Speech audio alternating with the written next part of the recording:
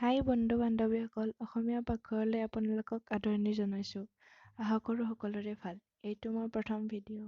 মই পানীলাও বা জাতিলাওৰ পিঠাৰ ভিডিঅ' এটি বনাইছোঁ। এই পিঠাটো বনাবলৈ যদিও অলপ সময় বেছিকৈ লয়, তথাপিও প্ৰায় এই পিঠাটো ভালেই পায়। সময়ৰ লগতে এইবোৰ পিঠাও হেৰাই যাব ধৰিছে। সেয়ে ভাবিলোঁ আপোনালোকৰ সৈতে শ্বেয়াৰ কৰি দিওঁ। নাজানো কিমানে ভাল পাব, যিমানখিনি পাৰিছোঁ বুজাই দিছোঁ। ভুল হ'লে ক্ষমা কৰিব। আহকচোন ভিডিঅ'টো চাওঁ। ভিডিঅ' ক্লিপ মই বেছিকৈ দিয়া নাই, জাষ্ট কৈ দিছোঁ আৰু দেখাই দিছোঁ। এই পিঠাটোক লাউপাল্লা পিঠা বুলিও কয়। ইয়াৰ বাবে এটা কোমল লাও লৈ লৈছোঁ। তাক ভালদৰে বাকলি গুচাই কাটি লৈ ধুই ল'লোঁ। তাৰপাছত ৰুকনিৰে ভালদৰে ৰুকি ল'লোঁ। লাওখিনি কেঁচা পানীটো দিব নালাগে, সেয়ে লাওৰ পৰা পানীখিনি চেপি আঁতৰাই দিলোঁ। তাৰপিছত অকণমান পানীত লাওখিনি কম জুইত 5 মিনিটমান সিজিব দিলোঁ।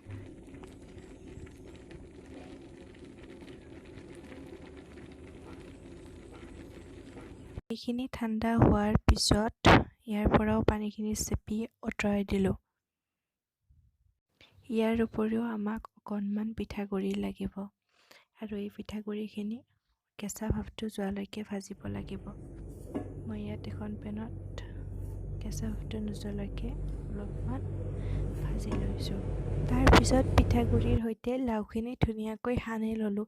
তাত অকণ নিমখো দিলোঁ, দি এটা গোল পিঠা আকৃতিৰ বনালোঁ। এই পিঠাকেইটা মই মিঠাতেলতে ভাজি ল'লোঁ। আপুনি ইচ্ছা কৰিলে ৰিফাইন তেলো দিব পাৰে, একো কথা নাই।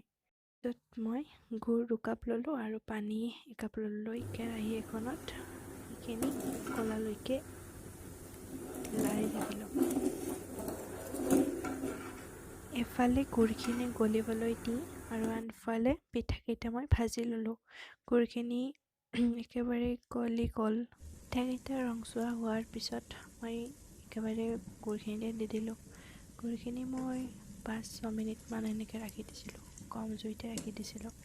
তাৰপিছত মই পিঠাকেইটা কেৰাহীৰ পৰা নমাই ইয়াতে দি দিলোঁ। এইখিনি এনেকৈয়ে ৰাখি দিছিলোঁ মই। ঠাণ্ডা হোৱাৰ পাছত গুড়ি পিঠাকেইটাৰ ভিতৰত সোমাই যায় আৰু খাবলৈ বহুত সোৱাদ হয়। পাৰিলে এটা ৰাতি থৈ দিব লাগে এনেদৰে। এনেকৈ বনাই খাবচোন, বহুতে সোৱাদ হয় খাবলৈ। ভাল লাগিলে জনাব। আগলৈ আৰু বেলেগ ৰেচিপি লৈ আহিম। আজিলৈ বাই বাই।